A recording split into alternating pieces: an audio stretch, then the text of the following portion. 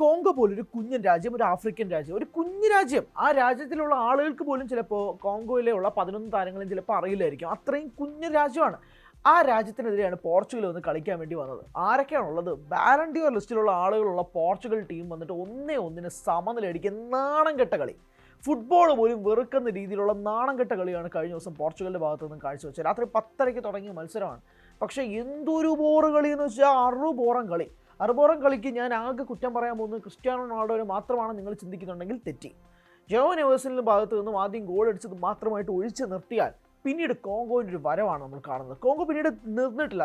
Completely ഡിഫെൻസീവായിട്ട് കളിക്കുന്ന ഒരു ടീമിനെ നിങ്ങൾ ഇത്രയും പോലും ഘടാഘടിയന്മാരായ താരങ്ങൾ വന്നിട്ട് ചെയ്യുന്ന കാര്യങ്ങളാണ് എനിക്ക് വിഷമം വന്നത്. അപ്പോൾ നെവസ് അവിടെ നിൽക്കട്ടെ, വിറ്റീനിയ അവിടെ നിൽക്കുന്നു, ബ്രൂണോ ഫെർണാണ്ടസ് അവിടെ നിൽക്കുന്നു, ബെർണാർഡോ സിൽവ അവിടെ നിൽക്കുന്നു. നിങ്ങൾക്ക് ആരൊക്കെയാണോ ഉള്ളത് നിങ്ങളുടെ ടീമിൽ? ആ ടീമിൽ നിങ്ങൾ കാണുന്ന കാഴ്ചകളാണ് ഏറ്റവും പ്രധാനപ്പെട്ട വിഷമമായിട്ടും തോന്നിയത്. പെട്രോ നെവസ് നിൽക്കുന്നു, ക്യാൻസലോ നിൽക്കുന്നു, അതിനെല്ലാത്തിനും പുറമെ CF ആയിട്ട് റൊണാൾഡോയും നിൽക്കുന്നു. 41-കാരനായ റൊണാൾഡോ 6ാമത്തെ ലോകകപ്പ് എന്നൊക്കെ പറഞ്ഞ് കാര്യങ്ങളൊക്കെ പറഞ്ഞല്ലോ.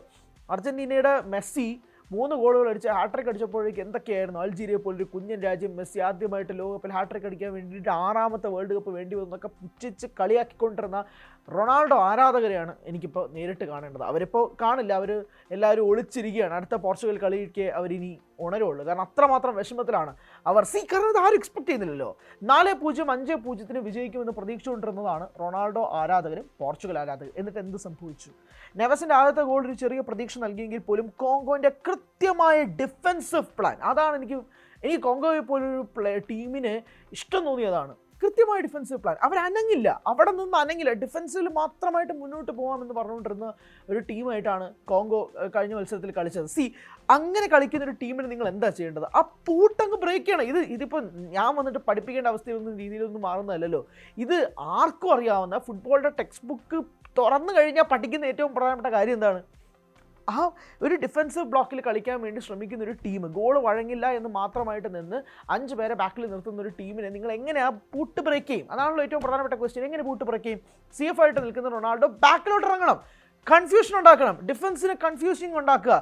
ഓരോ മാൻ ടു മാൻ മാർക്കിംഗ് ആയിട്ട് പോകുന്ന ഡിഫൻസീവ് ലൈനപ്പിനെ നിങ്ങൾ സെൻറ്റർ ഫോർവേഡായിട്ട് നിൽക്കുന്നതോ ലെഫ്റ്റ് വിങ്ങോ റൈറ്റ് വിങ്ങോ ആരായാലും ശരി, നിങ്ങൾ ബാക്കിലേക്ക് ഇറങ്ങുക, 5 മിനിറ്റ് ബാക്കിൽ കളിക്കുക, 5 മിനിറ്റ് മിഡ് കളിക്കുക, അത് കഴിഞ്ഞിട്ട് അറ്റാക്കിംഗ് തേർഡിലേക്ക് പോവുക. Confuse the defenders. ഇവിടെ എന്താ സംഭവിച്ചത്? ഒന്നും സംഭവിച്ചില്ല എന്നുള്ള പ്രശ്നം. വിറ്റീന, ബ്രൂണോ ഫെർണാണ്ടസ്, അത് കഴിഞ്ഞിട്ട് ബെർണാർഡോ സിൽവ, ഒരു 3 പേരും അങ്ങോട്ടും ഇങ്ങോട്ടും തട്ടിക്കളിക്കുക. അവിടെ തട്ട് ഇവിടെ തട്ട്. ഇത് മുന്നോട്ട് പോകുന്നില്ല. ആ മിഡിൽ കിടന്ന് ഇങ്ങനെയാണ് കറങ്ങുക. ഇത് അവിടെ പാസ് ചെയ്ത് ഇവിടെ വരും അവിടെ പോകും. ഇതാണ് നടക്കുന്നത്. ആലോചിച്ചു. ഇത് പോർച്ചുഗൽ സൈഡ് തന്നെയാണോ എന്ന് ചിന്തിച്ചു പോയി. ആർക്കെതിരെയാണ് നിങ്ങൾ കളിക്കുന്നത്? രണ്ടാമത്തെ വട്ടം മാത്രം ലോകകപ്പിൽ ഇറങ്ങുന്ന ഒരു രാജ്യത്തിനെതിരെ. അതിനുള്ള 11 താരങ്ങളെ സത്യമായിട്ട് എനിക്കും അറിയത്തില്ല, ഇവിടെ ആർക്കും അറിയത്തില്ല.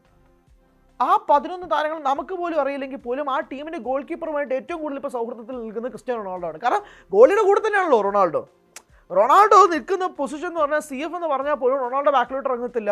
റൊണാൾഡോ ബോൾ കിട്ടാൻ വേണ്ടിയിട്ടുള്ള ശ്രമങ്ങൾ നടത്തുന്നില്ല. ക്യാൻസലൊക്കെ വന്നിട്ട് റൊണാൾഡോൻ്റെ കാലിലോട്ട് ഇട്ട് കൊടുക്കണം. ശരി, കാലിലോട്ട് ഇട്ട് കൊടുക്കുക, എന്നാൽ ഫിനിഷ് ചെയ്യുക അതുമില്ല. ഇത് കാലിലോട്ട് ഇട്ട് കൊടുക്കുക. റൊണാൾഡോയ്ക്കൊരു ഗോൾ പദ്ധതി, നേരത്തെ മെസ്സിക്കൊരു കപ്പ് പദ്ധതി എന്ന് പറഞ്ഞാണ് ഈ റൊണാൾഡോ ആരാധകർ കഴിഞ്ഞ വർഷം മെസ്സിക്ക് എതിരെ സംസാരിച്ചുകൊണ്ടിരുന്നത്. ഇവിടെ റൊണാൾഡോയ്ക്കൊരു ഗോൾ പദ്ധതിയായിട്ടാണ് കഴിഞ്ഞ കളി വന്നിട്ട് പോർച്ചുഗൽ ആരാധകർ പോലും അതേ പറയുള്ളൂ. റൊണാൾഡോ ഗോൾ അടിക്കുക. ഇവിടെ സിൽവ വന്നിട്ട് അറ്റാക്കിംഗ് തേർഡിലോട്ട് കൊണ്ടുവന്നാലും ഫിനിഷ് ചെയ്യരുത്, റൊണാൾഡോൻ്റെ കാലിൽ എത്തിക്കണം, റൊണാൾഡോയ്ക്ക് പന്ത് കൊടുക്കണം. ക്യാൻസലോൻ്റെ അവസ്ഥ അത് തന്നെയായിരുന്നു. ഇതിങ്ങനെ മാറി ബ്രൂണോൻ്റെ അവസ്ഥ ഇത് തന്നെയാണ് നടന്നുകൊണ്ടിരുന്നത്. ഇത് എനിക്ക് തോന്നുന്നു, ഞാൻ ചുമ്മാ ഒരു ഔട്ട് ഓഫ് ക്യൂരിയോസിറ്റി കൊണ്ട് ഞാൻ സംസാരിക്കുകയാണ്. മെസ്സി അവിടെ അപ്പുറത്തെ ഭാഗത്ത് നിന്ന് 3 ഗോൾ അടിച്ചു, ഹാട്രിക് അടിച്ചു. അപ്പോൾ പിന്നെ എനിക്ക് എൻ്റെ ഗോൾ അടിക്കണം, അല്ലെങ്കിൽ ഞാൻ ശരിയാവില്ല. ഇങ്ങനെയാണോ കളിക്കുന്നത്? ഇപ്പോൾ തിയറി ഹെൻറി പറഞ്ഞൊരു വാചകമുണ്ട്. ഹെൻറി പറഞ്ഞ വാചകം ഭയങ്കരമായിട്ട് വൈറലായിക്കൊണ്ടിരിക്കുക. ഹെൻറി പറഞ്ഞത് ഒരു 7 വേർഡ് സെൻറ്റൻസ് ആണ്. It is not the personal thing to score a goal, it's a team effort. ടീമാണ് ഗോൾ അടിക്കേണ്ടത്, നിങ്ങളുടെ വ്യക്തി താല്പര്യം കൊണ്ടല്ല. വ്യക്തികളല്ല ഗോൾ അടിക്കുക, ടീമാണ് ഗോൾ അടിക്കേണ്ടത്. ഒറ്റ സ്റ്റേറ്റ്മെൻറ്റിൽ കാര്യം വ്യക്തമാണ്. പോർച്ചുഗലിൻ്റെ ഡിസാസ്റ്റർ തോൽവിക്ക് തുല്യമായ സമനിലയ്ക്കും പറയാനുള്ളത് ഇത് തന്നെയാണ്. ആ ഡിഫെൻസീവ് ലൈൻ ബ്രേക്ക് ചെയ്യാൻ വേണ്ടിയിട്ട് റൊണാൾഡോ 90 മിനിറ്റ് ഉണ്ടെങ്കിൽ റൊണാൾഡോൻ്റെ പിച്ച് മാപ്പ് എടുത്ത് നോക്കിയാൽ നിങ്ങൾക്ക്, റൊണാൾഡോൻ്റെ ഓടിയ പൊസിഷൻസ് നിങ്ങൾ എടുത്ത് നോക്കി, അത് മുഴുനീളം കോങ്കോൻ്റെ പെനാൽറ്റി ബോക്സിലാണ്. പെനാൽറ്റി ബോക്സിൽ കിടന്ന് ഇങ്ങനെ വട്ടം ചുറ്റിക്കൊണ്ടിരിക്കുകയാണ്. ഇടയ്ക്ക് മാത്രം എന്തോ പുറത്ത് വന്ന ദൈവഭാഗ്യമായിട്ട് കണ്ടാൽ മതി. ആ രീതിയിലാണ് കളി പോയത്. വിഷമം തോന്നിപ്പോയി റൊണാൾഡോൻ്റെ ഭാഗത്ത് നിന്ന്. ഇവർ 2 ഹാഫ് ചാൻസസ് ഒക്കെ ഉണ്ടെന്നൊക്കെ പറഞ്ഞാൽ പോലും to the high quality player of a standards ഒന്നും ഹാഫ് ചാൻസസ് ഒന്നും അല്ല. സൈഡ് നെറ്റി പോലും കൊള്ളാതെയാണ് പുറത്തേക്ക് പോയത്. ഇതെല്ലാം ബാക്കിയുള്ളവർക്ക് സ്കോർ ചെയ്യാൻ കിട്ടുന്ന അവസരങ്ങളാണെങ്കിൽ പോലും അത് റൊണാൾഡോൻ്റെ കാലുകളിൽ എത്തിച്ച് റൊണാൾഡോ സ്കോർ ചെയ്യണം എന്നുള്ള രീതിയിലേക്ക് പോയി. പിന്നെ പോർച്ചുഗലിൻ്റെ ഭാഗത്തു നിന്ന് ഒരു നല്ല ഗോൾ അവസരം ഉണ്ടായിരുന്നു, ഒരു ബൈസൈക്കിൾ ഗോൾ അവസരം ഉണ്ടായിരുന്നു. പക്ഷെ അത് ഓഫ് സൈഡായിട്ട് പോയി. അത് കൂട്ടണ്ട. ഞാൻ പറയുന്നത് നെവസിൻ്റെ ഗോൾ കഴിഞ്ഞിട്ട് ഇവിടെ നമ്മൾ ഫസ്റ്റ് ഹാഫിൻ്റെ ഇഞ്ചുറി മിനിറ്റിൽ വീസ അടിച്ച് ഗോൾ വെച്ച് നോക്കുമ്പോൾ പോലും സെക്കൻഡ് ഹാഫിൽ പൂർണ്ണമായിട്ടും പോർച്ചുഗലിൻ്റെ ഭാഗത്തു നിന്നും നമ്മൾ 1-1 ഡൗൺ ആണ്, നമ്മൾ ഇനി തിരിച്ചടിക്കണം, ഇതൊരു കുഞ്ഞൻ രാജ്യമാണ്, നമുക്ക് നമ്മുടെ പവർ അറിയാം, നമുക്ക് നമ്മുടെ ലെഗസി ഉണ്ട്. ഇങ്ങനത്തെ ഒരു ഫൈറ്റിങ്ങോ അറ്റാക്കിംഗ് സ്പിരിറ്റോ പോർച്ചുഗലിൻ്റെ ഭാഗത്തുനിന്ന് ഉണ്ടായിട്ടില്ല. അവിടെയാണ് പ്രശ്നം ഉദിക്കുന്നത്. ഈ പോർച്ചുഗൽ സൈഡ് എന്നൊരു ചോദ്യം വരുന്നത് അവിടെയാണ്. ജർമ്മനി വേഴ്സസ് കുറസോവോ മത്സരത്തിൽ എന്താണ് സംഭവിച്ചത്? ജർമ്മനി 7 ഗോൾ അടിച്ചു, കുറസോവോ 1 അടിച്ചു. കുറസോവ ഡിഫൻസീവ് ലൈനിന് വേണ്ടി മാത്രം നിന്ന ടീമാണ്. അവിടെ ജർമ്മനി യൂസ് ചെയ്ത പരിപാടി എന്താണ്? Pass attack. അത് മാത്രമേ ഉള്ളൂ. 1 ടച്ച് പാസ് അറ്റാക്ക്. ഇത് മാത്രമാണ് ജർമ്മനി കളിച്ചുകൊണ്ടിരുന്നത്. അതായത് നമുക്കൊരു പ്രൈം ബയൺ മ്യൂണിച്ച് കളി നമുക്ക് ജർമ്മനിയുടെ ഭാഗത്ത് നിന്നും കാണാൻ പറ്റി കുറസോവോ മത്സരത്തിൽ. അതായിരുന്നു അവിടെ സംഭവിച്ചത്. അത് കഴിഞ്ഞിട്ട് കേപ്പ് വേർഡയുടെ കളി എടുത്ത് നോക്കിയാൽ പോലും കേപ്പ് വേർഡ് ഡിഫൻസീവ് മാത്രമായിട്ട് കളിച്ചുകൊണ്ടിരുന്ന, അവിടെയും സ്പെയിനെതിരെ കേപ്പ് വേർഡേക്ക് ഒരു സമനില പിടിക്കാൻ പറ്റിയത് അവർക്ക് ആശ്വാസം ഉണ്ടാക്കുന്ന കാര്യമുണ്ടാണ്. ഈ തക്കൊന്നുമില്ല. പക്ഷേ റൊണാൾഡോ ഈ ഒരു ഇൻഡിവിജ്വൽ പരിപാടി, അല്ലെങ്കിൽ ഞാൻ ഗോൾ അടിക്കുക, ഞാനാണ് ഇവിടെ എല്ലാം എന്നുള്ള പരിപാടി വെച്ച് കെട്ടി അവസാനിപ്പിക്കേണ്ട പരിപാടി കഴിഞ്ഞു. അവിടെ മെസ്സി 3 ഗോൾ അടിച്ചിട്ടുണ്ടെങ്കിൽ അത് അദ്ദേഹത്തിൻ്റെ ഇൻഡിവിജ്വൽ ബ്രില്യൻസും പെർഫോമൻസും കൊണ്ട് മാത്രമാണ് നിൽക്കുക. അദ്ദേഹം റൊണാൾഡോനെ പോലെ പെനാൽറ്റി ബോക്സിൽ കിടന്ന് മാത്രം കളയുകൊണ്ടല്ല ഇരുന്നത്. അദ്ദേഹത്തിന് ഒരു ലോങ് റേഞ്ചറുണ്ട്, അദ്ദേഹത്തിന് ഗോളിയുടെ റീബൗണ്ടിൽ നിന്ന് അടിച്ചൊരു ഗോളുണ്ട്, പിന്നെ ഒരു ഫൈൻ ഫിനിഷ്. 3rd ഗോൾ എന്നൊക്കെ പറഞ്ഞാൽ ഫൈനസ്റ്റ് ഓഫ് ദ ഫിനിഷ്. അങ്ങനെ നിന്ന് ആ സിദാൻ്റെ മോനായിരുന്നു കീപ്പർ. സിദാൻ്റെ മോനെയൊക്കെ വലിച്ചു കീറി ഭിത്തിയിലൊട്ടിക്കുന്ന രീതിയിലാണ് മെസ്സി അടിച്ചിട്ട് പോയത്. ഞാൻ പറഞ്ഞാൽ ആ രീതിയിൽ കളിക്കുക.